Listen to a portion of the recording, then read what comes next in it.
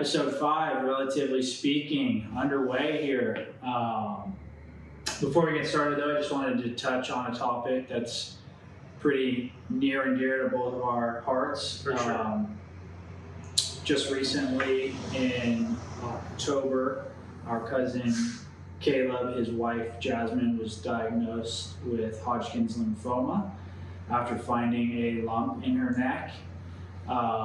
They had just been married for a year and were starting to plan to expand their family when they got this news kind of out of nowhere. Obviously pretty traumatic and something that nobody expected. Jasmine just started her chemo treatment this week, and prior to that she had to do IVF. So as I'm sure you're aware, those things are expensive and the medical bills are starting to pile up.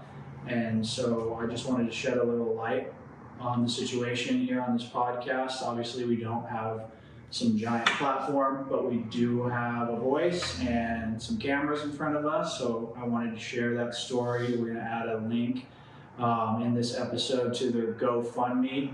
So if anyone out there that comes across this episode is feeling led to give, any amount would go a long way in helping them. We're fully believing that she's going to be healed and cancer-free, but there are expenses that come with that process. And if anyone's feeling led to give, please don't hesitate. And yeah, let's get into being silly again. Back to being knuckleheads. Yeah.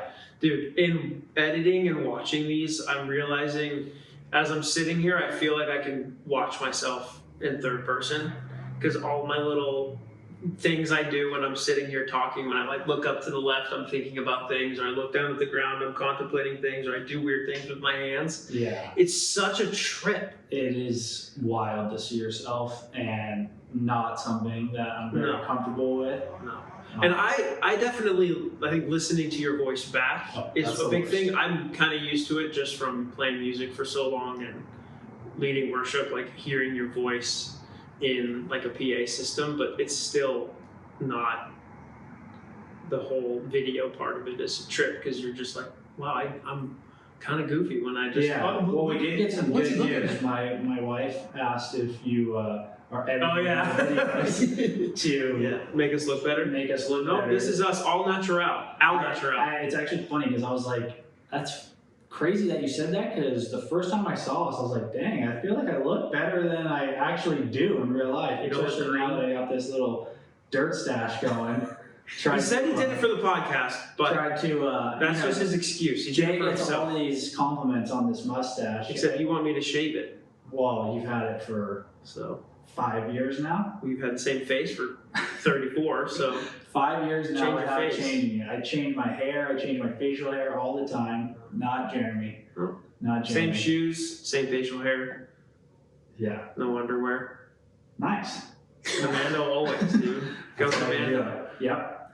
Dude, but we got a pretty sweet text. From Mason Getche, shout out. Yes. Love you, dude. Homies back home. Yeah. And I just wanted to touch on it, because it's kind of cool that we're doing this now.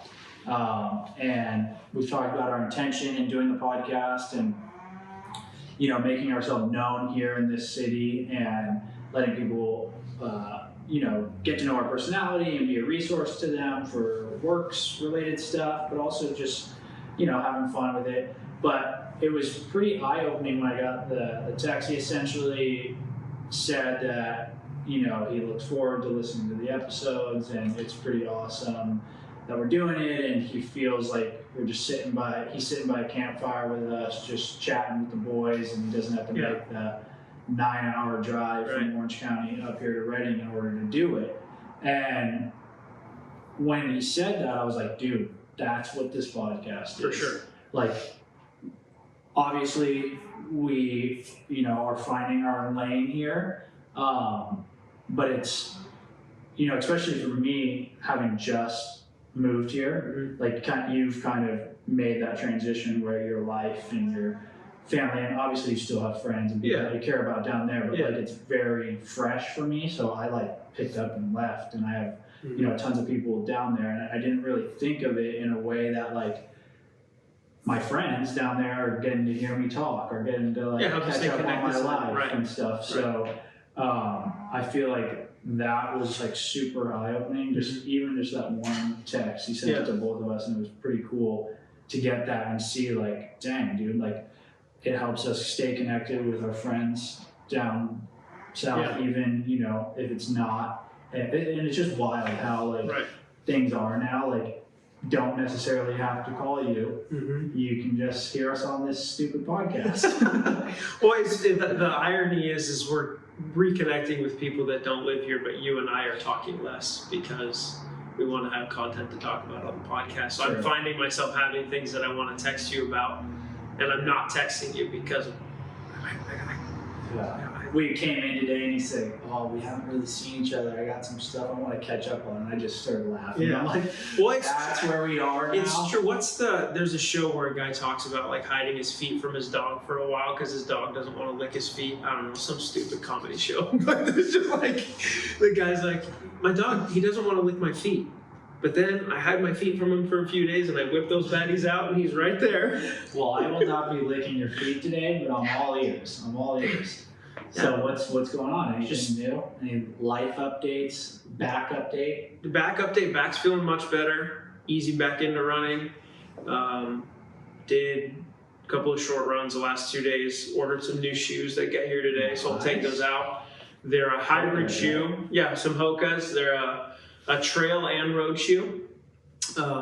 So we'll be able to do very Jeremy of you. Yep, very me. Yeah, hybrid athlete over there. Yeah, back feels good. I did just a couple short runs the last few days. Didn't run a lot last week, but it was interesting. We didn't have a chance to talk about it yet, but the thing what's been weighing on me is how far behind I am in the marathon block or training or the mileage that I should have done by this point. I was just kind of thinking through, why am I getting stressed out about this? This is something that's supposed to be alleviating stress, something that's supposed to be helping me cope and not cope, but helping me kind of just stay level.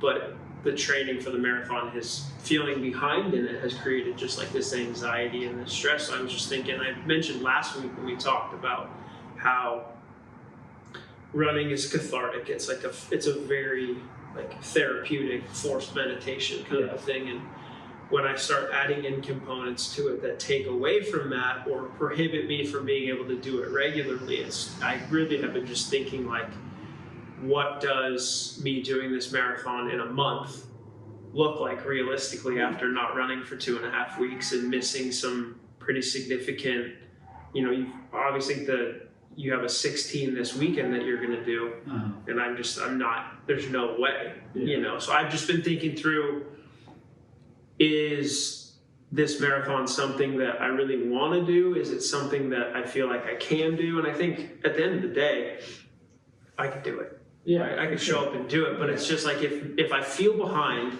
and it's taking the joy out of running because of that, maybe I need to not do it.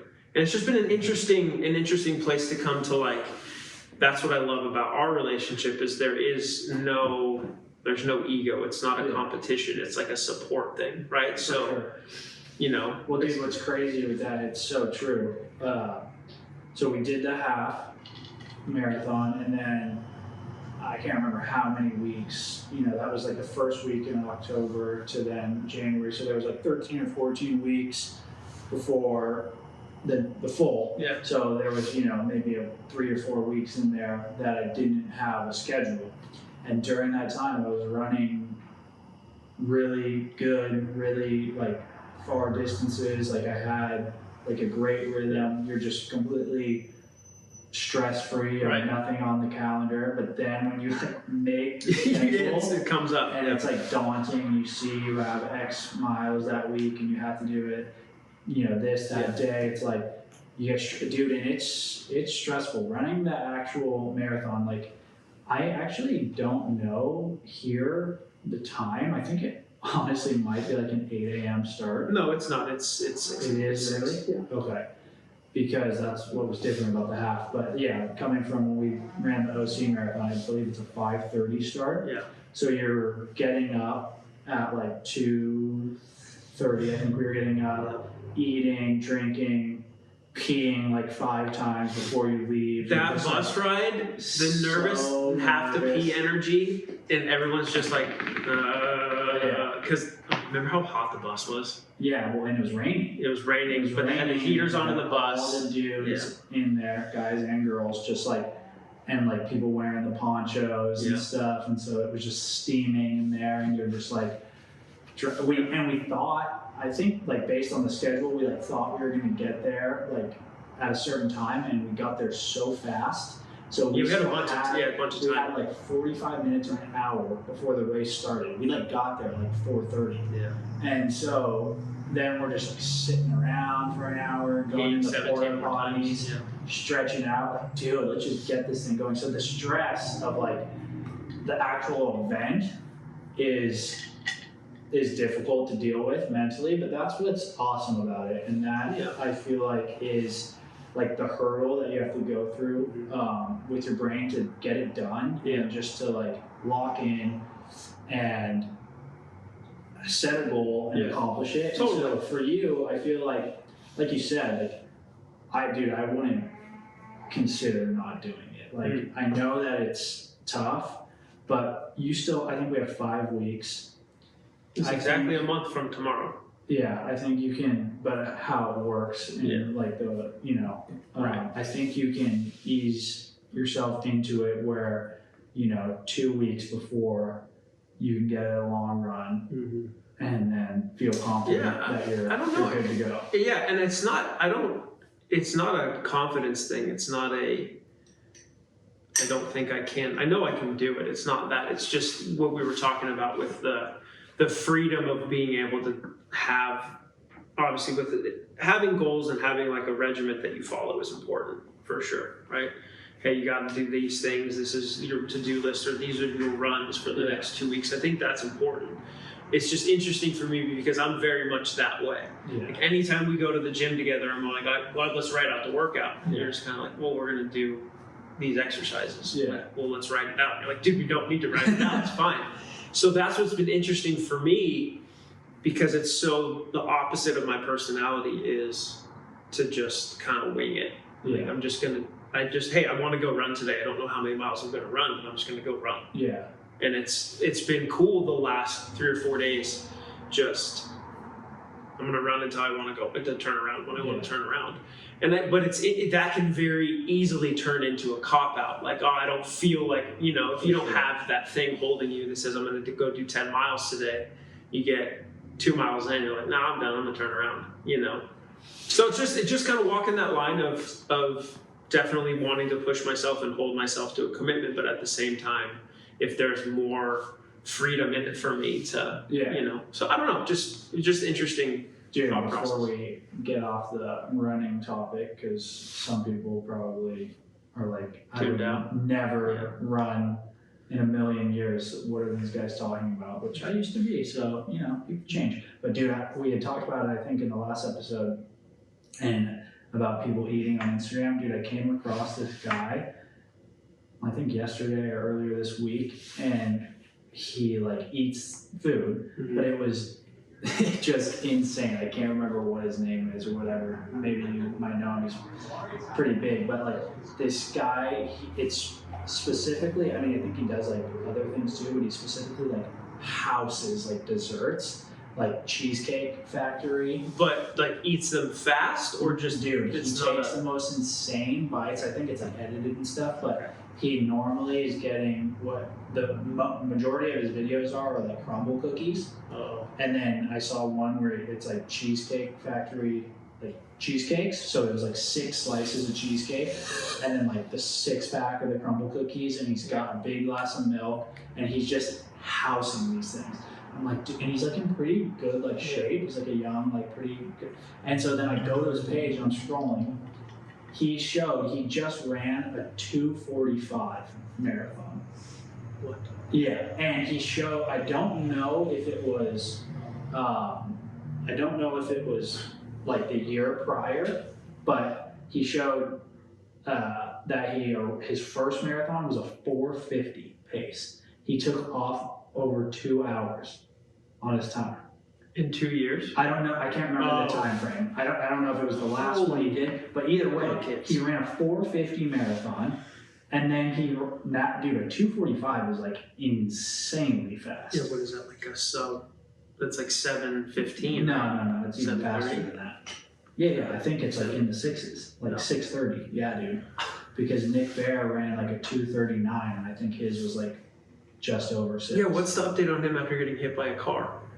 I haven't really seen anything. Yeah, he got drilled by a car and running, and like, he hasn't been posting his runs, so I don't think, he just moved into like his new house that he got built, and there he bought You have me to thank for that, Nick. He bought a ranch. Oh, nice. Yeah, and they're doing a last man standing event on it in May of this year. Are we going or what? No, we will not be doing Why that. not? That's the Tag team. gnarliest thing ever. Last Can we man really standing, race it? for those that don't know, is this race, and I don't know if it's different for different things because I think there's like official ones, but essentially what it is it's like a loop. You have like a loop and you run. It's a 4-mile loop, I believe, and you start on the You can hour. run 4 miles. Every hour you go. So however long it takes you to run 4 miles, let's say it takes 45 minutes, you have 15 minutes to rest until you start again, and you just go until there's nobody left, until you're the last person to do it. So gnarly. And these guys, I think the winners usually run like 130 miles or something.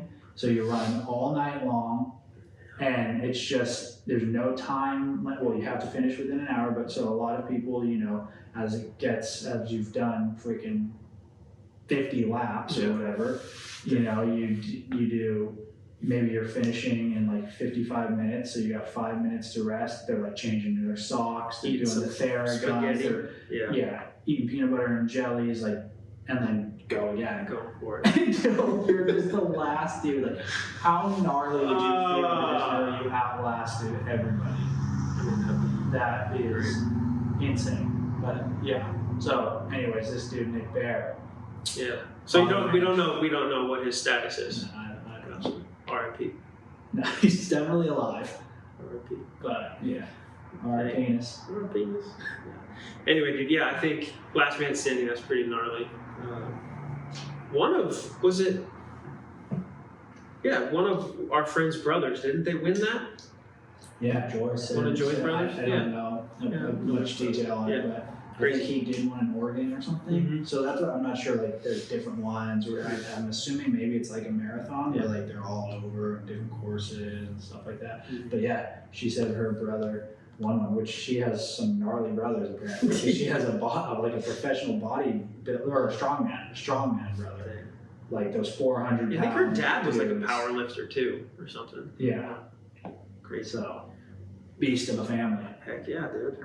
Speaking of beast of a family, Finn flew out to Nashville this morning with mom and dad. Yeah. To go, dude. Okay, so yesterday we drive down to Sacramento to take him to the airport, and the whole time we're trying to leave to get out the door because I don't want to be late to the airport, and. We gave him his phone, so he has a phone now, and he's just, it's kind of cute, but also super freaking annoying because he's just like texting his friends, and he has this one friend that just calls him all the time. So he'll just, hello, and he'll like talk on the phone. He's like, oh, I can't talk right now, I gotta go, I'm trying to leave. But which friend is that one? Wake. Okay. Wake just calls him? Wake just calls him, yeah.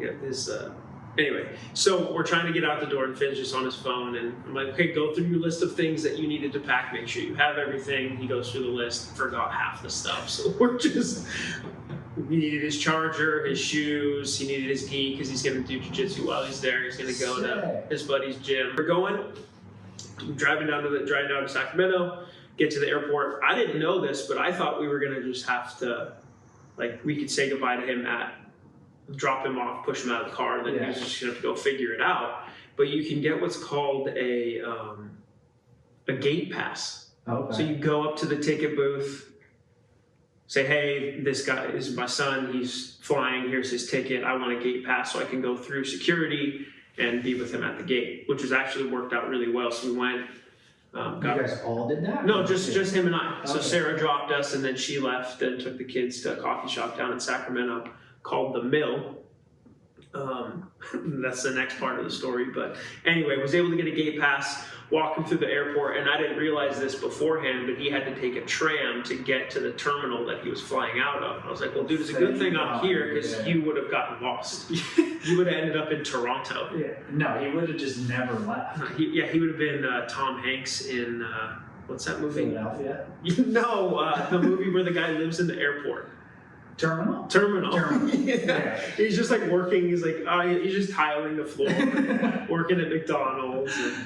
Oh, dude, that's a good one. That's Yeah. like an all-time classic. Mm-hmm. Haven't seen it. Never seen it.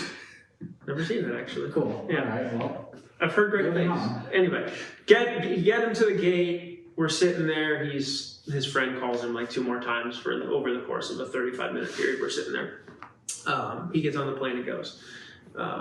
But as I'm walking out of the airport, I'm thinking to myself, how crazy is it? And Tallulah always asks me because Tallulah says she's never seen me cry. That's like her thing. She always wants to see me cry. And she's like, did you cry? And I actually lied to her and said I didn't, but I was just hysterically bawling as I'm walking out of the airport. Because I'm just like, dude, he's number one, that's the first and last time he's ever going to, he'll never have another first time flying by himself, right? I think I'm very sentimental about that kind of stuff, but also just crazy that he is at a point where he can be self-sufficient. Yeah. You know? Mom sent that picture of them today as they were about to take off, and it's like, dude, it's crazy. And that could be like, he doesn't look like it's and his stature too. He doesn't look like a little kid, you know? Yeah, no, definitely. He's gonna be taller than me, and he's gonna have already to- taller than I am, so Yeah. that's fun. yeah, but Still a little squirt. yeah.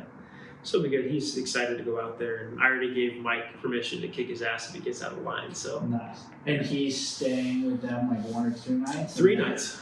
Okay. 3 nights. Yeah. So they the get there majority today. he is. Yeah, and he'll be there. I don't know how it all ends up working out, but it's crazy. But What was the story about the coffee shop? okay, so Sarah's been telling me about like a trend she's been seeing on social media where people with kids say about to walk into this place and ruin the vibe. Oh, I've seen that. I've never seen it, but Well, she's that's our family Yeah. in a nutshell. anywhere we go. But she goes into this super rad coffee shop, like super vibey downtown Sacramento. She walks in with all of our kids and goes in to get coffee, and everybody is just staring at her like she just brought in like a leper or something. Just all the wild bands. they're all just working, and people on their laptops just like doing their important stuff, and Yeah. Penny's just like climbing on the tables, and Apple's screaming because she wants a donut, and it was just so funny. And she texted me, she's like, well, I just became a meme. Yeah, dude, it's crazy how it is now, like with when we get our whole crew together, and like we have to be strategic in where we go and where we can sit, and just know that our kids are going to be insane. The thing that pisses me and- off is when people have zero grace because what they're doing is so important. Yeah. That was the thing. It is kind of funny. I'm coming in here and I'm going to ruin this vibe. But really, what are you doing? You're sending emails because you work from home and you can come work at a coffee shop. Yeah. You can't smile at a little kid. Like, what the hell is your problem? Yeah. You know, like obviously Sarah is very gracious. She's very aware of what's happening with the kids all the time. She's not just letting them run amok.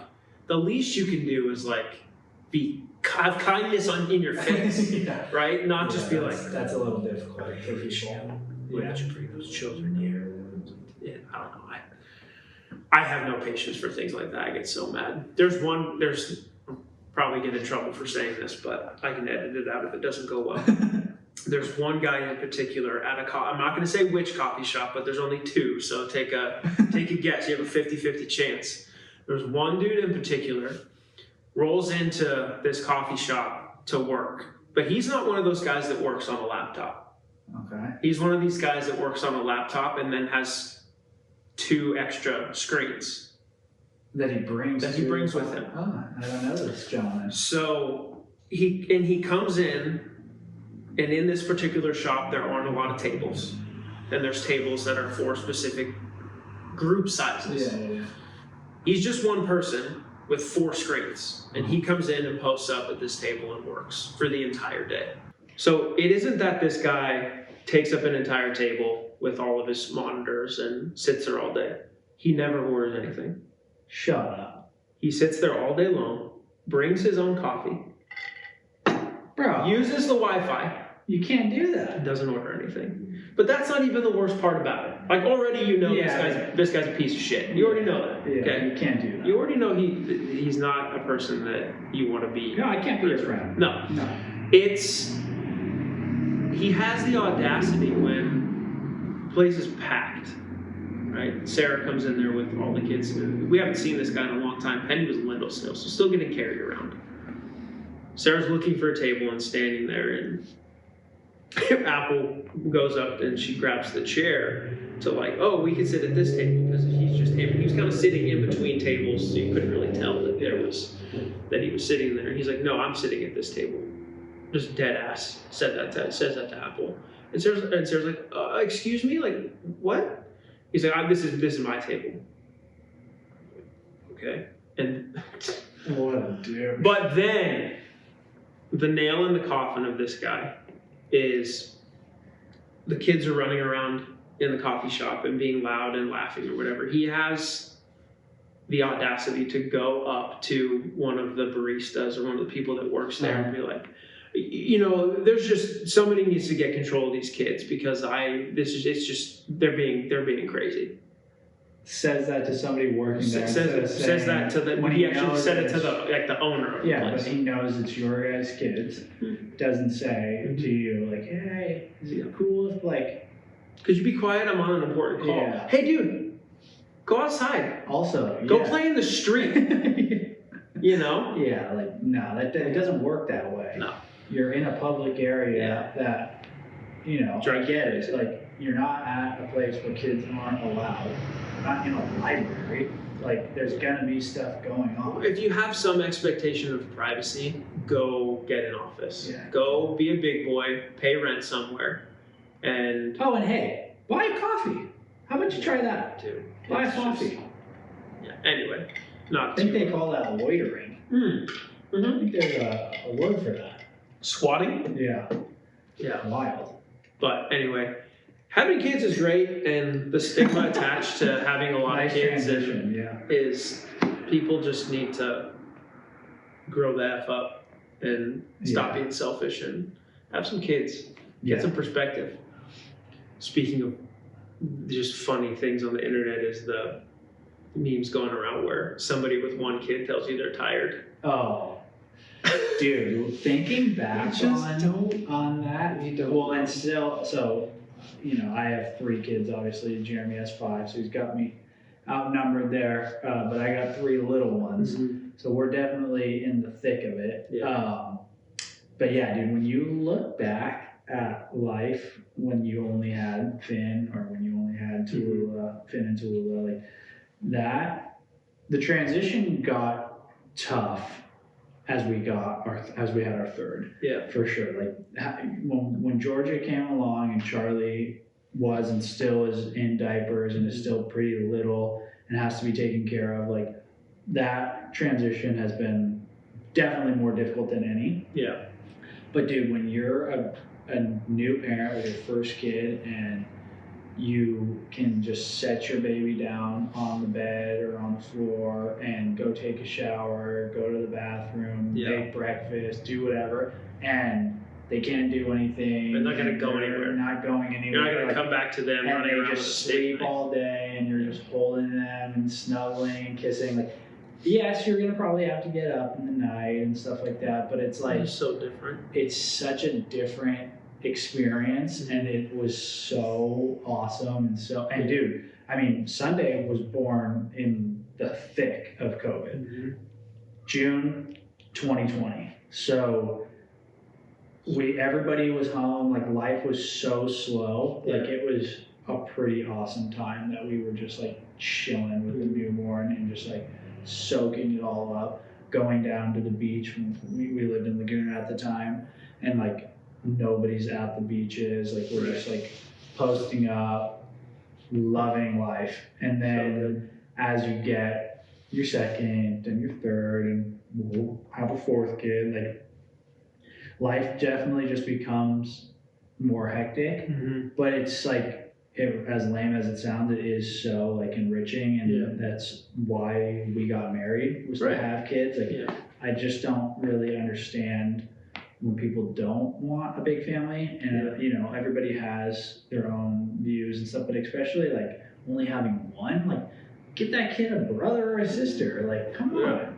Like of course there's, you know, scenarios out there, and some people obviously aren't as lucky to be able to conceive and stuff like that, for sure. I get that, no judgment, but having multiple kids is freaking awesome. Yeah, it's just crazy. It's sad. It's honestly, it's sad how people's perception of they have to be negative because there's like some like pain or trauma attached to like not having a family. So you instantly look at somebody with a family when you're sitting in a coffee shop, you know, working on your blog or whatever. It's like, oh, you guys are making editing your podcast. No, I do that in my office because I am a big boy. I think, dude, I didn't have a big family growing up, and I don't think I mean, we didn't purposefully have this many kids, but Jesus knew that's what I needed, because wouldn't go back, wouldn't change it for a thing. And it's been pretty awesome. Now having the cousins together, it's been and it's only gonna get, it's just I'm not gonna cry, I'm not gonna do it.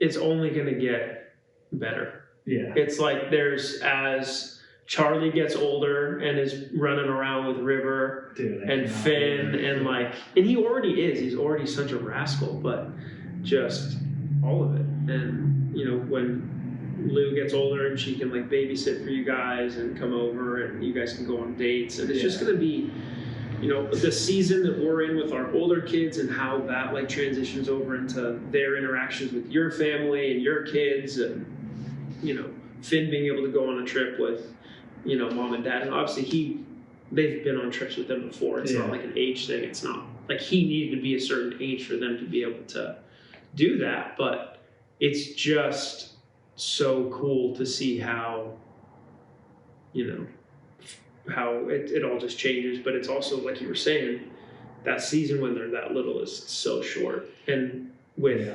obviously Finn was our first kid, and just this going from having no kids, being married and having no kids, to having a kid, and then how little he was, and then having Tallulah so soon after, and now we're just in a phase of life that Sarah and I both look at each other sometimes like, holy crap, how did we get here?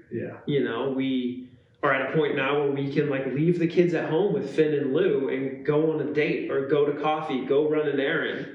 And it's allowed. I'm longing for those days for sure, but it's pretty cool. It's where we are now. It is. It's cool, and I think that there's a lot to be. And the reason I'm saying I'm not rambling, but it's just what I've been thinking about. How much we have to be thankful for coming into the end of like what was a pretty shitty year for me, just being completely honest. It was a tough year. Started off on a really bad note with my dad passing, and then it never felt like, it always felt like I'd get momentum, and then something would happen, right, or whatever. And but in the last like couple weeks of not running and just really being forced to reflect in different ways, how much we do have to be thankful for, and like looking ahead to next year. And I've never been a like New Year's resolution person. I've never been like. There is something to it though. There is, and I think for me especially, it's almost just like I can't wait for it to be 2025. Yeah. Because I'm like, all right, 2024. Yeah. It's over. That's right. Yeah. And well, we're in the thick of the holiday season right now.